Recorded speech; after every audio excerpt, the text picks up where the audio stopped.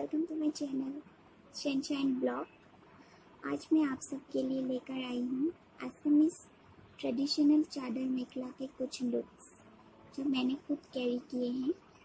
कभी किसी वेडिंग में जाने समय या किसी पार्टी में हो या मेरे वर्क प्लेस में हो, तो ये चादर मेखला जो असमीज लड़कियाँ या असमीज वुमेन कैरी करती हैं वो बहुत ही एक सुंदर अटायर है। अगर आप लोग को ये लुक अच्छे लगे तो आप भी ये ट्राई कर सकते हैं।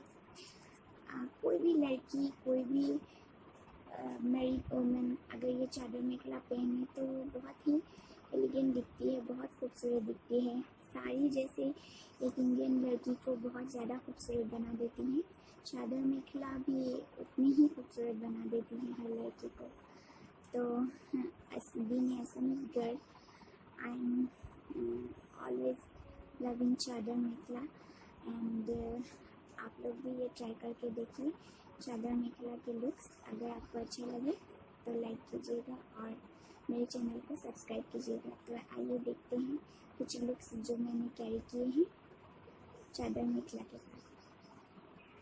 दिल के इस घर में आके एक लड़की चुप के ताके एक लड़की, अरे अरे अरे अरे ओ, अरे अरे अरे अरे ओ, जान के सब कुछ एक लड़की, बोले ना क्यों कुछ एक लड़की, फिर भी कभी तो मानेगी।